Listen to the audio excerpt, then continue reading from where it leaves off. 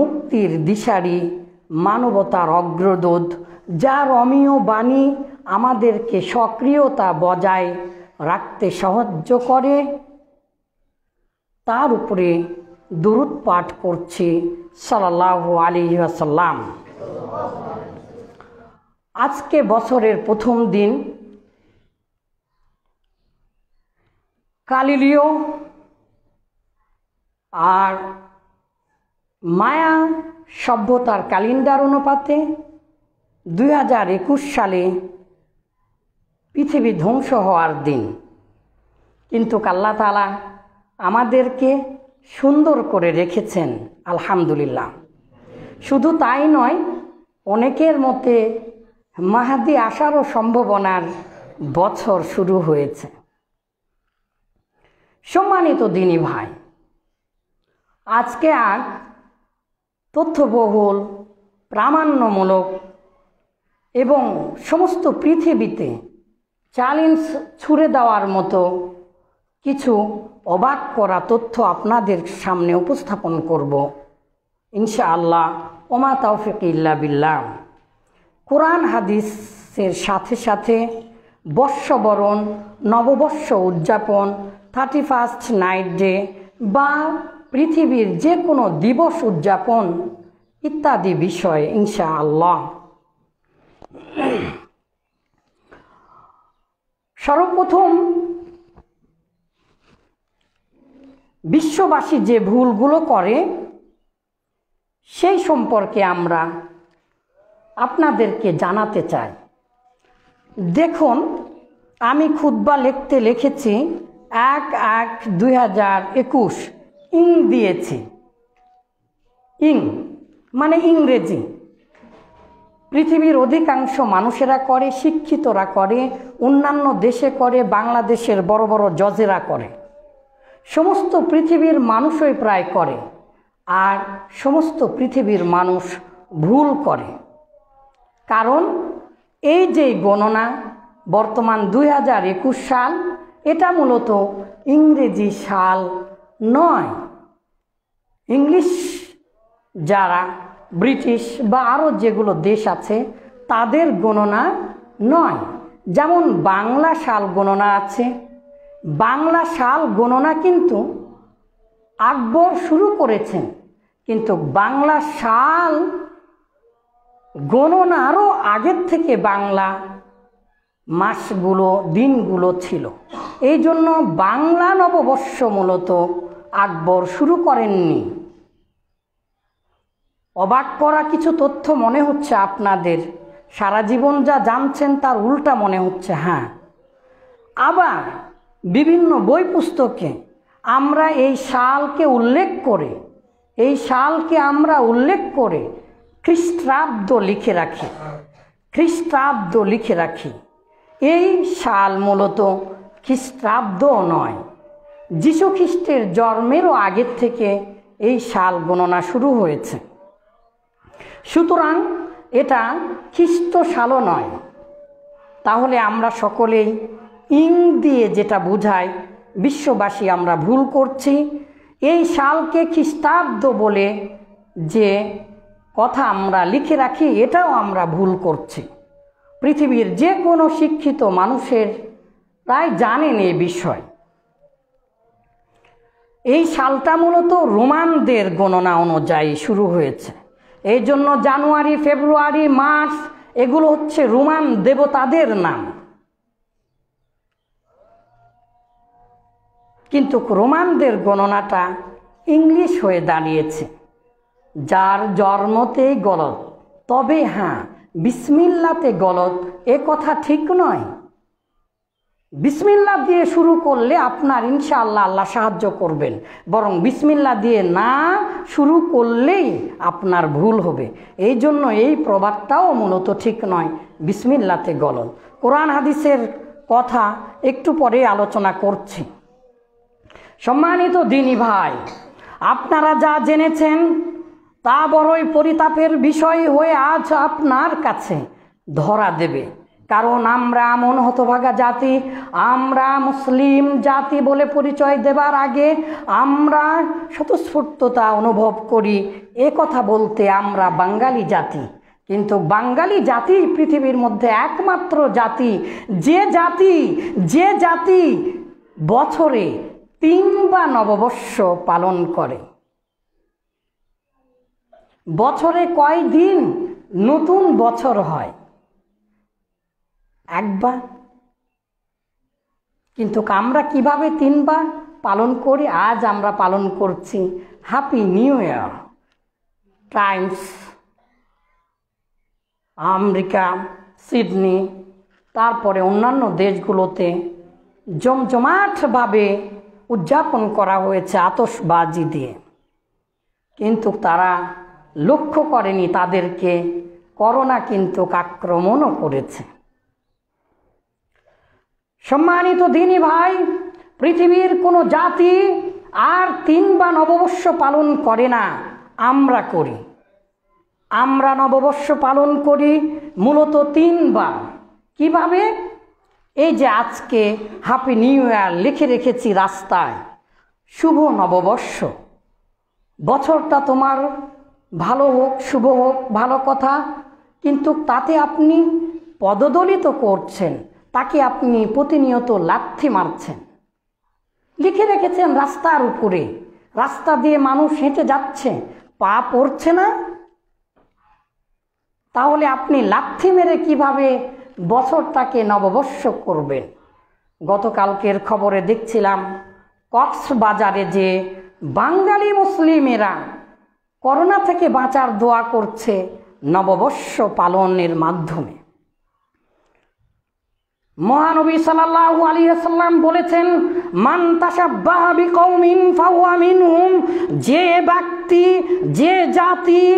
যে জাতির অনুকরণ করবে, যে ব্যক্তি বিজাতীয় অনুকরণ করবে, সেই ব্যক্তি ওই বিজাতীয়দের মধ্যেই অন্তর্ভুক্ত হবে।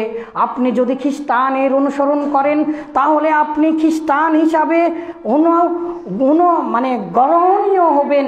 আপনি যদি হিন্দুদের অনুকরণ করেন তাহলে হিন্দুদের হবেন। আপনি যদি বৌদ্ধদের অনুকরণ করেন তাহলে আপনি বৌদ্ধ জাতিতে পরিণত হবেন। আল্লাহ রাসূল এটা বলেছেন।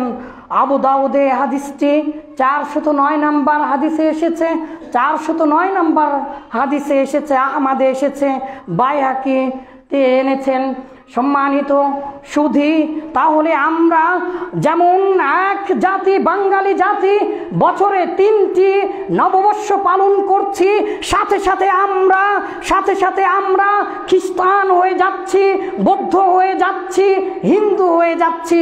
কারণ এই নববর্ষ পালন করার মাধ্যমে আমরা যেটা খ্রিস্টানদের মাঝেও ভুল, যেটা গোটা পৃথিবীব্যাপী ভুল, সেটাকেই পালন করছি, খ্রিস্টানদের অনুকরণ করছি।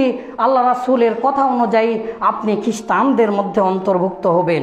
আপনি মঙ্গল শোভাযাত্রা বের করে আপনি হুতুম পেঁচার চোখ নিয়ে আপনি দৌড়াচ্ছেন, চিকা, যাকে আপনি ঘৃণা করেন, যার গন্ধ আপনি শুকতে পারেন না, যাকে বাড়ি থেকে তাড়িয়ে দেন, এইরকম চিকু মামাকে আপনি কাঁধের উপরে মঙ্গল শোভাযাত্রায় বের করছেন। আপনি হিন্দুদের অনুকরণ করলেন। আমরা মুসলিম জাতি, মুসলিম বাঙালি জাতি। আপনারা এগুলো ইতিহাস জানেন না। আকবর যখন এই বাংলা জয় করেছিল, আগেই মানসিংহকে পাঠিয়ে দিয়ে যখন পরাজিত হয়েছিল, তার ওই পরে মূলত আবার আকবর জয় করেছিল। আর আবুল ফজল আকবরের অর্থমন্ত্রী বাংলার কর আদায়ে, বাংলাকে শোষণ করার জন্য, বাংলাকে কর আদায় সুষ্ঠুভাবে আদায় করার জন্য বাংলার যে বৈশাখ, জ্যৈষ্ঠ, আষাঢ়, শ্রাবণ যে দেবতাদের নামে নামকরণ করা ছিল, বাংলার এই বঙ্গ প্রদেশে যেই গণনা ছিল, সেটাকেই তিনি নতুনভাবে শুরু করেছেন। ওই দিনগুলো নামকরণ রেখে, ওই দেবতাদের নামে নামকরণ রেখে বিশ্বাস করবেন না। আজকে আমরা বলছি শুক্রবার, শুক্র মানে বীর্য, একটা দেবতার বীর্যের দিন এটা। আবার আধুনিক যুগের যারা জানতে পারছে তারা আবার নাম দিয়েছে জুম্মা মোবারক। আল্লাহ রাসূল বলেছেন ইয়াউমুল জুমআ, আর আপনি ইয়াউমুল জুমআ, জুমার দিনে আপনি খুশি হচ্ছেন না, আপনি আবার লাগিয়েছেন জুম্মা মোবারক। ঈদ মোবারকের মতো আপনি লাগিয়েছেন জুমা মোবারক। আপনারা অবাক হয়ে যাবেন। ডক্টর মোহাম্মদ শহীদুল্লাহ তিনি বাংলা নববর্ষ, বাংলা পঞ্জিকা সংস্করণ করেছিলেন বলে আমাদের স্বজাতীয় ভাই হিন্দুরা, পশ্চিমবঙ্গের হিন্দুরা আজও পর্যন্ত মেনে নিতে পারেনি। বাংলার সাল গণনাকে প্রথম দিন হিসাবে তারা মেনে নিতে পারেনি। তাই তো তারা, আমরা যখন মঙ্গল বটমূলে, যদিও বা সেটা বটের গাছ নয়, অসৎ গাছ, এই বটের গাছ থেকে যখন মঙ্গল শোভাযাত্রা, হুতুম পেঁচা আর ইঁদুর আর চিকা নিয়ে মাথায় যখন নাচতে শুরু করি, তখন কিন্তু পশ্চিমবঙ্গের বাঙালিরা নববর্ষ পালন করে না, একদিন পরে করে। কারণ কি জানেন? কারণ হচ্ছে ডক্টর মোহাম্মদ শহীদুল্লাহ যে সংস্কার করেছেন সেটা তারা মেনে নিতে পারেননি। হতভাগা বাঙালি মুসলিম জাতি। গতকাল বাস লিখছিলাম, অ্যাসাইনমেন্ট লিখছিলাম তরিকাগুলোর উপরে বাংলাদেশের কত তরিকা আছে সেগুলোর উপরে লিখছিলাম। লিখতে যে দেখলাম তরিকার নামে যত ধরিকা, মানে যে যেভাবে পারে ধরে শোষণ করবে, এই একটা প্রবণতা। তরিকার নামে মানুষেরা ঈদ বানিয়েছে।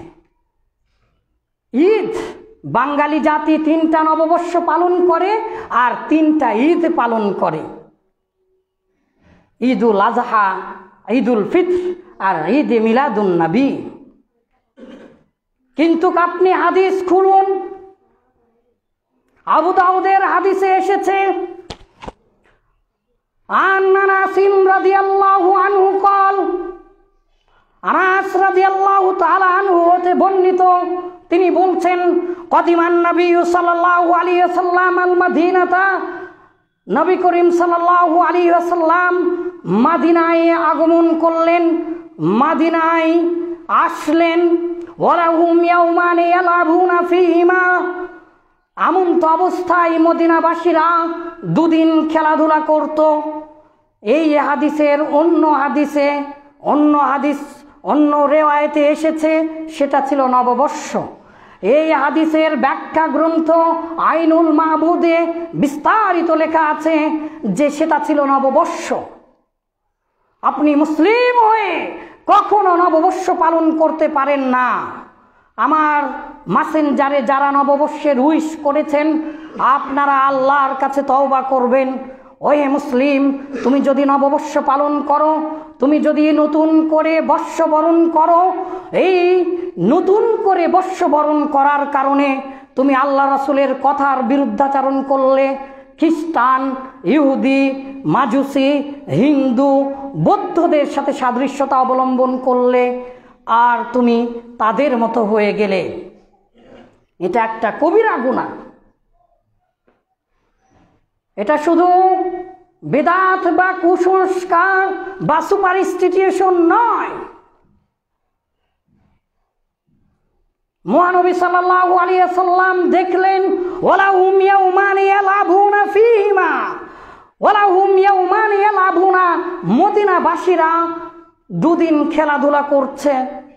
আল্লাহ রাসূল বললেন, ফাকালা রাসূলুল্লাহ সাল্লাল্লাহু আলাইহি ওয়াসাল্লাম, আল্লাহ রাসূল বললেন, মা হাযানিল ইয়াউমানি, এই 2টা দিন কিসের দিন?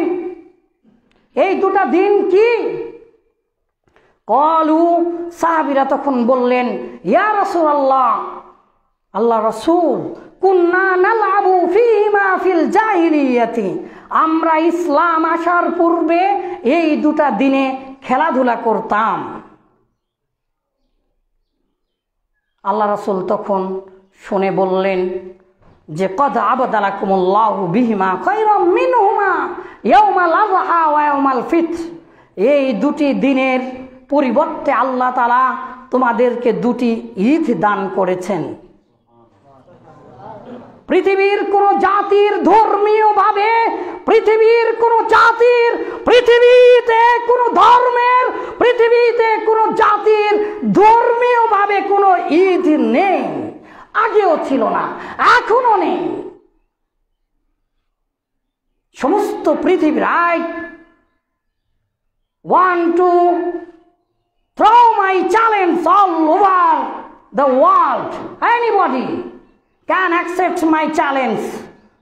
There is no religious festival in any religion. পৃথিবীর কোন জাতি ধর্মীয় লিখিত ঈদ নেই, ধর্মীয় লিখিত ঈদ নেই।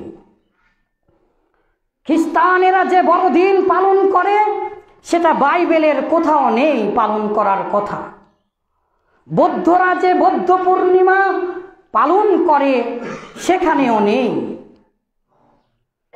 যেগুলো খ্রিস্টান ধর্মে অচল, যেগুলো বৌদ্ধ ধর্মে অচল, যেগুলো হিন্দু ধর্মে অচল, হিন্দু ধর্মের বেদ, মহাভারত, রামায়ণ কোথাও বর্ষ পালন করার কথা নেই।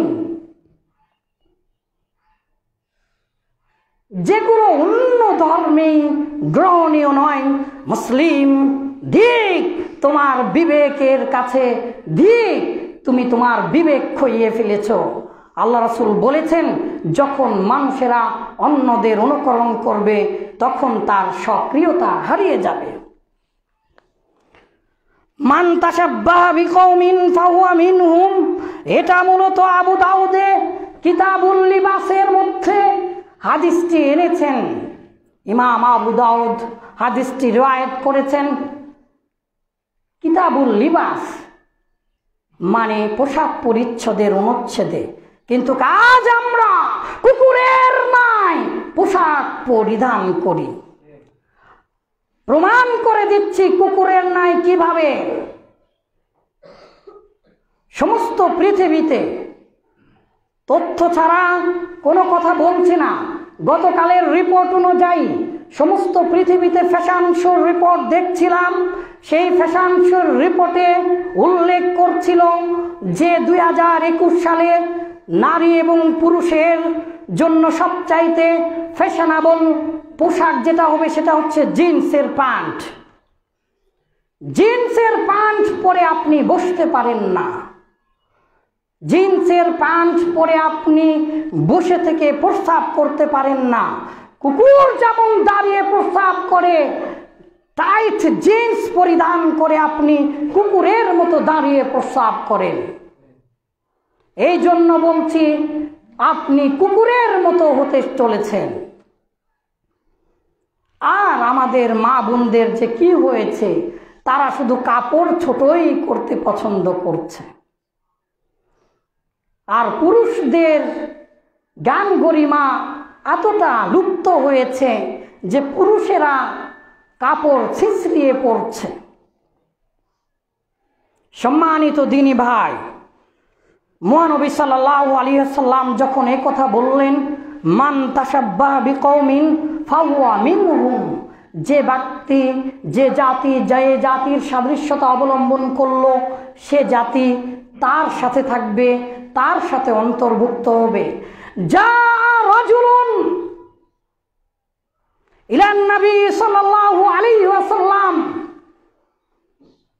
আন আনাস রাদিয়াল্লাহু তাআলা আনহু হতে বর্ণিত, আন আব্দুল্লাহ ইবনে মাসউদ রাদিয়াল্লাহু আনহু হতে বর্ণিত, তিনি বলছেন, তারা বলছেন আল্লাহ রাসূলের কাছে যা রাজুলুন ইলান নবী সাল্লাল্লাহু আলাইহি ওয়াসাল্লাম, আল্লাহ রাসূলের কাছে একজন ব্যক্তি আসলেন, এসে বললেন ইয়া রাসূলুল্লাহ আল্লাহ রাসূল সাল্লাল্লাহু আলাইহি ওয়াসাল্লাম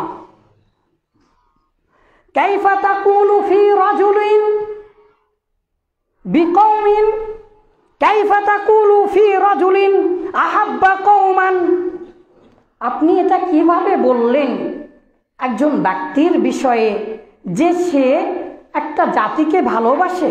ওয়ালাম ইয়ালহাক বিহিম, সে তো তাকে দেখেনি, তার সাথে সাক্ষাৎ করেনি। আমরা মুসলিম জাতি কিভাবে খ্রিস্টান, ইহুদি, মাজুসি, কনফুসিয়াস, অল জনস অফ দ্য ওয়ার্ল্ড এর সাথে সাদৃশ্যতা অবলম্বন করছে?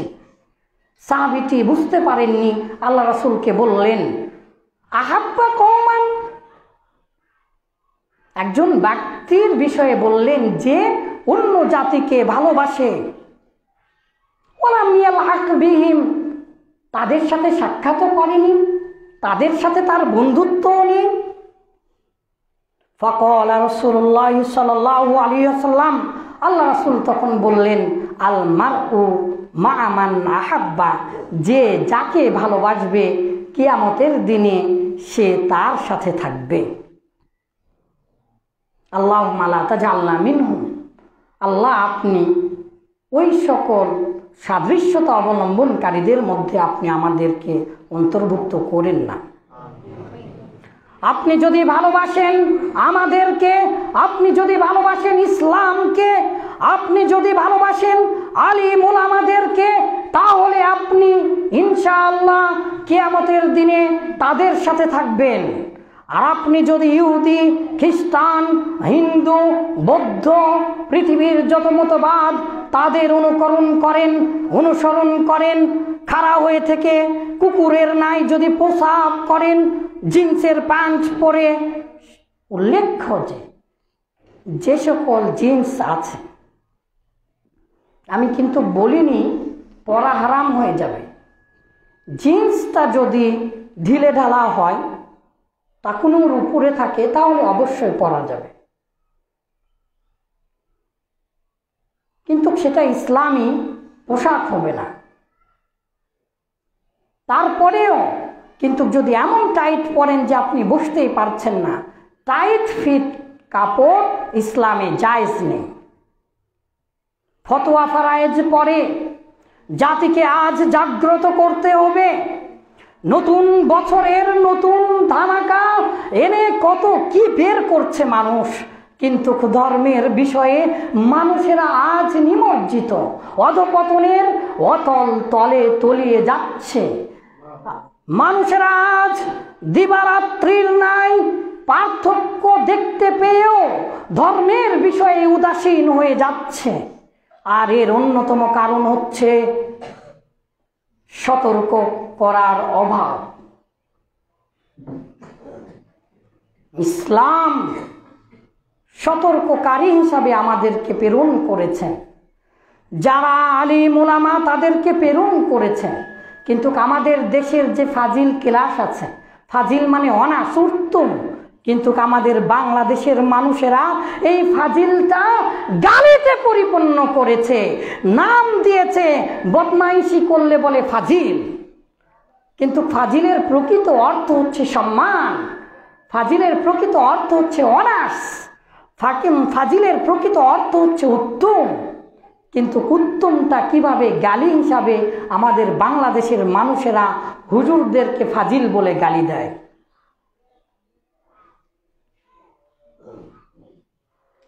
শুধুমাত্র যারা আল্লাহকে ভালোবাসেন, যারা দ্বীন ইসলামকে ভালোবাসেন, তারাই মূলত ইসলামের সাথে সাদৃশ্যতা অবলম্বন করবে। অন্যথায় পোশাক আশাকে, অন্যান্য যে কোনো বিষয়ে বিধর্মীদের সাথে সাদৃশ্যতা অবলম্বন করবে। সম্মানিত দিনী ভাই, কিছু আহ্বান আছে আমাদের আজ। এটা ইমাম বুখারী সালাফিয়া মাদ্রাসা, ইমাম বুখারী মাদ্রাসা ইনশাআল্লাহ আগামী 4 তারিখ থেকে ভর্তি পরীক্ষা শুরু হয়ে 5 তারিখ থেকে ক্লাস শুরু হবে। আলহামদুলিল্লাহ আমাদের প্রত্যাশারও অনেক বেশি ছাত্র ভর্তি হবে, ফর্ম কিনেছেন। আপনারা যারা দেশ বিদেশ থেকে আমাদের কথাগুলো শুনছেন, এই মাদ্রাসার প্রতি আপনারা সদয় দৃষ্টি রাখবেন।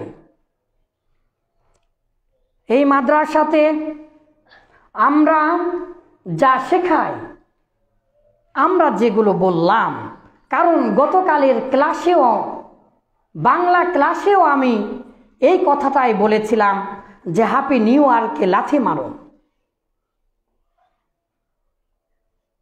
আমরা যা বললাম এগুলো শেখাই। পৃথিবীর অনুকরণ করতে চাই না, গড্ডালিকার প্রবাহে গা ভাসিয়ে দিয়ে আমরা একেবারে ডুবন্ত পথিকের ন্যায় হারিয়ে যেতে চাই না। আমরা চাই ইমাম বুখারীর মতো একজন ব্যক্তি যে তার সম্মান রক্ষার্থে দেশ ছেড়ে চলে গেছেন। আমরা আপনাদের কাছে এমন প্রজন্ম উপস্থাপন করতে চাই, যেই প্রজন্ম হবে ইমাম বুখারীর মতো, নাসিরউদ্দিন আলবানীর মতো, যেই প্রজন্ম হবে ইবনু উসাইমিন রহিমাহুমুল্লাহ রহমাতান ওয়াসিআতান তাদের মতো। সাথে সাথে আমরা চাই আধুনিকতার কবলে পড়ে, জাতাকলে পড়ে নয়, আধুনিকতার তালে তাল মিলিয়ে আমরা সর্বশ্রেষ্ঠ আধুনিকায়ন হতে চাই। ফলে আমরা বর্তমান বিশ্ব যেভাবে প্রয়োজন অনুপাতে চলছে, ইংলিশ, অঙ্ক, বাংলা, সেগুলো আমরা শিক্ষা দিচ্ছি আলহামদুলিল্লাহ। আমরা প্রাণ চেষ্টা করছি এই মাদ্রাসাটাকে উদ্দেশ্যগতভাবে যে উদ্দেশ্যে প্রতিষ্ঠা করা হয়েছে, এই উদ্দেশ্যকে হাসিল করার জন্য আপনাদের কাছে উদাত্ত আহ্বান জানাচ্ছি। শুধু এই মাদ্রাসা নয়, ইসলামের যে কোনো মাদ্রাসাকে আপনারা মনোপ্রাণে ভালোবেসে সাহায্য সহযোগিতা করবেন। কারণ জাতি আজ একেবারে ক্লান্তির লগ্নে এসে পৌঁছেছে। জাতি আজ ধ্বংসের দ্বার প্রান্তে কড়া নাড়ছে। মুসলিম জাতি আজ, বিশেষ করে বাঙালি জাতি আজ মুসলিম বলে অনেকেই পরিচয় দিতে ভয় পাচ্ছে। শত শত প্রমাণ, অনেক কথাই আছে যেগুলো বললেও বলা যায় না। শুধু বাংলাদেশের অন্যতম একজন শিক্ষাবিদ, যিনি ইসলামের যে কোনো বিষয় নিয়ে গভীরভাবে চিন্তা গবেষণা করেন, স্যার ডক্টর আসাদুল্লাহ আল গালিবের একটি কথাই বলছি, তো hints is enough for wise. If you are a wise man, inshallah you will be able to understand my hints. Doctor Asadullah Al Ghalib sir যেমন গত সপ্তাহের আগের সপ্তাহে অথবা গত সপ্তাহে বলেছেন যে পুস্তলিকা বা স্কাল্পচার বা যে কোনো মূর্তি বা মুরাল, মূর্তির নামে যে বিধর্মীদের অনুকরণ করা হচ্ছে, কিছুক্ষণ আগে আমরা হাদিস পড়লাম, সেই মূর্তিকে প্রতিষ্ঠা করতে হলে আপামর জনতার কাছে ভোট দেন। গণভোট বলা হয় এটাকে, মানে সবাই ভোট দিবে। বাংলার জমিনে যদি 100 জন হিন্দু থাকে, তাহলে আমার বিশ্বাস 10 জন হিন্দু তারা মূর্তি গড়তে চায় না। কারণ ব্রাহ্ম সমাজ আছে বাংলাদেশে, জগন্নাথ ইউনিভার্সিটির পাশে ব্রাহ্ম সমাজের প্রতিষ্ঠান আছে। আমি গিয়েছিলাম। একেশ্বরবাদী হিন্দু রাজা রামমোহন রায় যে ব্রাহ্ম সমাজ প্রতিষ্ঠা করেছেন, সেই ব্রাহ্ম সমাজে তিনি প্রমাণ করে দেখিয়েছেন। আর মূলত রাজা রামমোহন রায়ের ওই বইগুলো পড়ে আমরা তথ্যগুলো পাই। জাকির নায়েক তথ্যগুলো দেন যে হিন্দু ধর্মেও মূর্তি গড়ার কথা নেই। আপনার জনতার কাছে যদি আপনি গণভোটের আয়োজন করেন, তাহলে বাংলাদেশের হিন্দুরাও মূর্তি গড়ার পক্ষে ভোট দেবে না। প্রমাণ করে দেখিয়ে দিচ্ছি। কিন্তু অনেক কথা আছে জনসম্মুখে বলতে নেই। কারণ আই অব দ্য স্কাই একটা গল্প অথবা কিছু পড়েছিলাম অথবা দেখেছিলাম যে আকাশের চোখ। আপনি পেন্টাগনে বসে আমার এই মসজিদকে শুধু আপনার মোবাইল থেকেই তো মসজিদ দেখতে পাবেন 3D আকারে, কিন্তু এমনও কিছু আছে যে এই ঘড়িটা কি ঠিক আছে? এমনও কিছু আছে যে এই ঘরের মধ্যে স্ক্যানিং করে আমি যে কথা বলছি এই কথাগুলো পর্যন্ত শোনা যায় এবং দেখা যায়। পৃথিবী ছাড়িয়ে আজ বহু দূরে মানুষ চলে গিয়েছে। গত মাসেই চীন তার পতাকা চাঁদে উড়িয়েছে। সম্মানিত দিনী ভাই, তথাপি গোটা পৃথিবীর সকল কিছু যেখানে স্ক্যানিং করে দেখা যায়, সেখানে ওয়ান প্রদেশের জিনজিয়াং প্রদেশে উইঘুর মুসলিমদের মাটির তলে কিভাবে নির্যাতন করছে গোটা পৃথিবী দেখতে পাচ্ছে না, অথবা দেখেও না দেখার ভান করছে।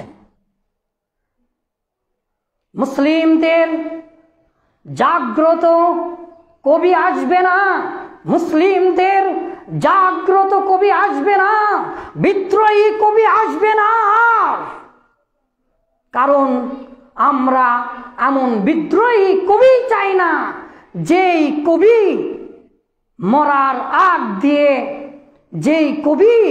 মরার আগ দিয়ে তার সজ্ঞান থাকা অবস্থায় তিনি নিজেদেরকে ইসলাম লিখতে অপছন্দ করতেন।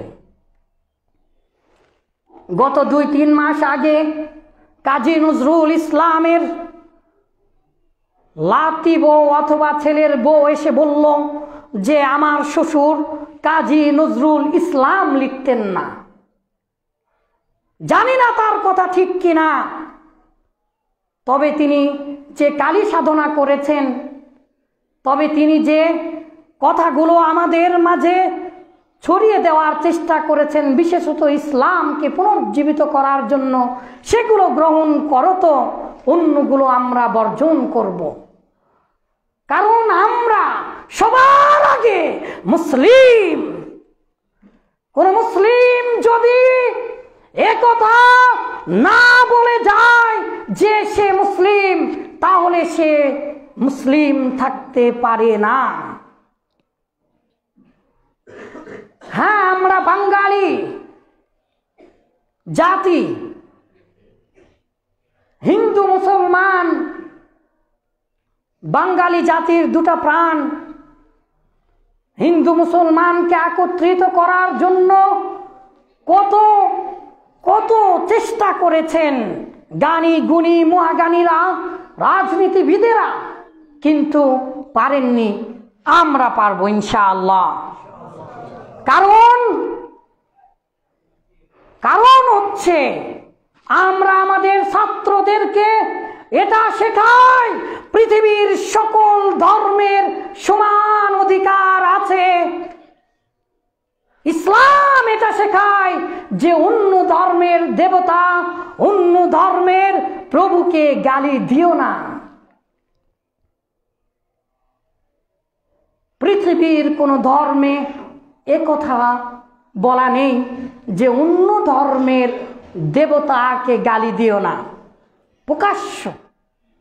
আর সহিহ হাদিসে এসেছে, আল্লাহ রাসূল সাল্লাল্লাহু আলাইহি ওয়াসাল্লাম বলেছেন, মাদ্রাসার ছাত্ররা মূর্তি ভেঙেছে, জেল জরিমানা যাই হোক না কেন, আমরা প্রতিবাদ করি যে হ্যাঁ মূর্তি গড়া ঠিক নয়, কিন্তু আমরা এই শিক্ষা দেই না যে তুমি নিজে হাতে এখন মূর্তি ভাঙতে যাও, কারণ আমাদের কাছে সে পরিস্থিতি এখনো আসেনি। কোন বিষয়ে এক্সিজারেট, অতিরঞ্জন ভালো নয়। বাংলার হাই হাই কোয়ালিটির মানুষেরা, হাই হাই গন্ধ আছে, তাদের মতো আবার বলতে চাচ্ছি না যে হিন্দুদের মূর্তি দুর্গা, মা দুর্গা আর কালী সরস্বতীদেরকে আমরা পাহারা দেওয়া ইমানি দায়িত্ব, এটাও আবার যেন বুঝবেন না। আমরা চাই এমন পৃথিবী, যে পৃথিবীতে সকলের বসবাস করার অধিকার আছে, কিন্তু সেই পৃথিবীতে ইসলামের অমীয় বাণী সবার আগে সর্বাগ্রে সর্বত্র ছড়িয়ে দিতে চায়। কারণ আমরা বিশ্বাস করি সত্যের সংক্রামক ব্যাধি রয়েছে। সত্যটা যখন মানুষ জানবে তখন তিনি সেটা মেনে নেবেন। শিখ ধর্ম আছে, গুরু নানক প্রথমে যেই লাইব্রেরিতে ছিল সেই লাইব্রেরির অধিকাংশ বই তিনি সব পড়েছেন, আর সেই লাইব্রেরিতে ইসলামিক বইগুলো ছিল বেশি। এই জন্য শিখ ধর্মে একেশ্বরবাদের প্রভাব পাওয়া যায়। কিছুক্ষণ আগে রাজা রামমোহন রায় ধর্ম ব্রাহ্ম সমাজের কথা বললাম, তিনি অসংখ্য বই পড়েছেন। রাজা রামমোহন রায়ের জীবনী পড়ে দেখুন, ইসলামের অসংখ্য বই পড়েছেন। যারা জ্ঞানী গুণী হন তারা অনেক বই পড়েন, আর আমরা আমাদের সন্তানদেরকে, আমাদের আব্বাজানদেরকে এটাই সর্বদাই উদ্বুদ্ধ করি যে আপনারা সর্বদাই সবসময় লেখাপড়া করেন। শুধু উদ্বুদ্ধ করে ক্ষান্ত হই না, এই মাদ্রাসাতে আমরা চেষ্টা করি 24 ঘন্টা পাহারা দিয়ে নয়, সামনে বসিয়ে পাহারা দিয়ে নয়, সামনে বসিয়ে রেখে পড়ানোর চেষ্টা করি। 5 জন 10 জন করে গোটা পৃথিবীর মানুষ শোনে, অন্তত বাংলাভাষী যারা আমাদেরকে ফলো করে তারা শোনেন। অনেক আলিম ওলামারা আছেন, অনেক মাদ্রাসা আছে। কোনো মাদ্রাসা থেকে হ্যাঁ এক্সট্রা করে ক্লাস নেওয়া হয়, কিন্তু ডিউটি আকারে ক্লাসরুমে বসে থেকে, ডিউটি আকারে ক্লাসরুমে বসে থেকে উস্তাদজিরা ছাত্রদের সামনে বসে থেকে মাগরিব থেকে এশা পর্যন্ত ক্লাসরুমে বসে থেকে, আমার জানা নেই বাংলাদেশের কোনো মাদ্রাসাতে এভাবে পড়ানো হয় কিনা। ব্যক্তিগতভাবে 14টা মাদ্রাসায় লেখাপড়া করেছি আর অসংখ্য মাদ্রাসায় ঘুরেছি। উস্তাদজিরা মাগরিবের পরে বসে থেকে এশা পর্যন্ত বসে থেকে ছাত্রদেরকে শিখে দেওয়া, অথবা তাদের দিকে তাকিয়ে থাকা, অথবা উস্তাদজি তার নিজের পড়া ইত্যাদি এইরকম দেখিনি। হ্যাঁ, অন্যান্য মাদ্রাসাতেও ডিউটি আছে। এই জন্য আমরা দেখিয়ে দিয়েছি আলহামদুলিল্লাহ এই মাদ্রাসার ছাত্ররা শুধু মাদ্রাসার ছাত্র হিসাবে গড়ে উঠছে না, তারা একই সাথে আলহামদুলিল্লাহ কিছুদিন আগেই সেটা প্রমাণ করে দেখিয়েছে যে ফুরের ছাত্ররা ইংলিশে আরবিতে কথা বলছে আলহামদুলিল্লাহ। হ্যাঁ, গড় কম, আপনারা গড়ের অঙ্ক জানেন, গড় কম হবে আশাজুকাল মাদুম। এই জন্য আপনাদের কাছে উদাত্ত আহ্বান, রাসূল সাল্লাল্লাহু আলাইহি ওয়াসাল্লাম বলেছেন খায়রুন নাসি আনফাউহুম লিন-নাস,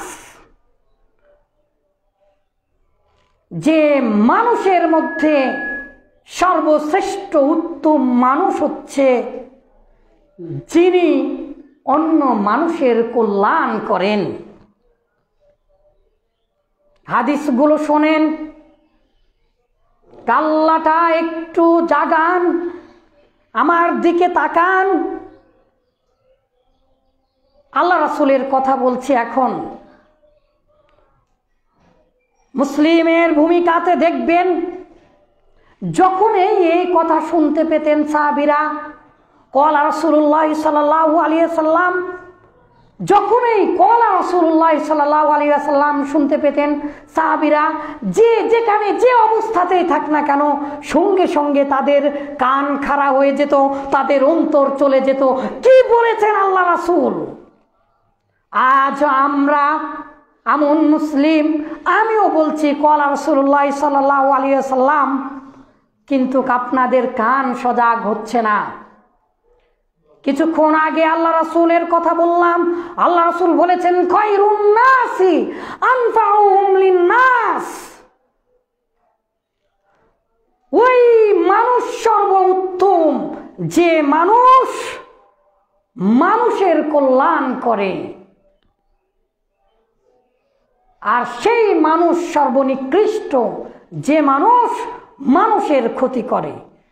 মানুষের ক্ষতি করা তো দূরের কথা, আপনি যদি মানুষের নামে দুর্নামও করেন, ওই মানুষ ক্ষমা না করা পর্যন্ত আল্লাহ ক্ষমা করবেন না। মানুষের হক যদি মেরে খান, কিন্তু কাজ একটা রিস্কা আলাতে কথা না বলে চললে যাবার পরে তার কথা ঠিক রাখে না। সম্মানিত দিনী ভাই, কোন মানুষ তাহলে সর্বশ্রেষ্ঠ? যে মানুষের উপকার করে। আর কোন উপকার পৃথিবীর মধ্যে সর্বশ্রেষ্ঠ উপকার, এটাই আপনাদেরকে আমি বুঝাতে চাচ্ছি। যে হাদিসটা এসেছে খায়রুন নাসি আনফাউহুম লিন-নাস, ওয়াফি রিওয়ায়াতিন, অন্যান্য বর্ণনায় এই হাদিসে এসেছে, হাদিসটি সহিহ। আলবানী, নাসরুদ্দিন আলবানী রহিমাহুল্লাহ, তিনি সিলসিলাতুস সহিহার মধ্যে হাদিসটি নিয়ে এসেছেন এবং বলেছেন সহিহ। অন্য রিওয়ায়াতে এসেছে যে ব্যক্তি যে আফযালুন নাস ইনদাল্লাহ আহাব্বুন নাসি ইলাল্লাহ, আল্লাহ তাআলার নিকটে সর্বশ্রেষ্ঠ সর্বপ্রিয় ব্যক্তি কে? তখন আল্লাহ রাসূল বললেন, যে ব্যক্তি অন্যের উপকার করে। আর সর্বশ্রেষ্ঠ সাদগায়ে জারিয়া উপকার হচ্ছে আন উসমান ইবনে আফফান রাদিয়াল্লাহু আনহু قال, উসমান ইবনে আফফান রাদিয়াল্লাহু তাআলা আনহু বলেছেন, আমাদের তৃতীয় খলিফা কোরআন সংকলনকারী, তিনি বলছেন যে মান তাআল্লামাল কুরআনা ওয়া আল্লামাহু, যে খায়রুকুম মান তাআল্লামাল কুরআনা ওয়া আল্লামাহু, তোমাদের মধ্যে সর্বোত্তম সেই ব্যক্তি যে কোরআন শিক্ষা করে এবং অপরকে শিক্ষা দেয়।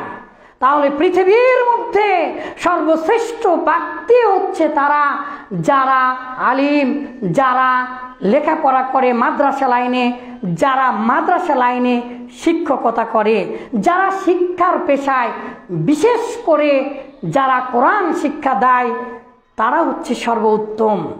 সম্মানিত দিনী ভাই, সর্বোত্তমকে যদি আপনি সাহায্য করেন তাহলে কি আপনি অনুত্তম হবেন নাকি উত্তম হবেন? আজ এখান থেকে যাবার পথে এতদিন চেয়েছি মসজিদের জন্য, আবারও চাইব ইনশাআল্লাহ। আপনাদের দয়ায় নয়, আপনাদের দানে, আপনাদের কল্যাণে। আপনারা দান করেছেন আপনাদের কল্যাণের জন্য, আর এটা ইনশাআল্লাহ কিয়ামতের দিনে পাবেন। আল্লাহ রাসূল বলেছেন, আস-সাদাকাতু বুরহানুন, সদকা হচ্ছে বুরহান। আপনারা মসজিদ করেছেন, প্রায় 8 লক্ষ টাকার কাজ আপনারা করেছেন।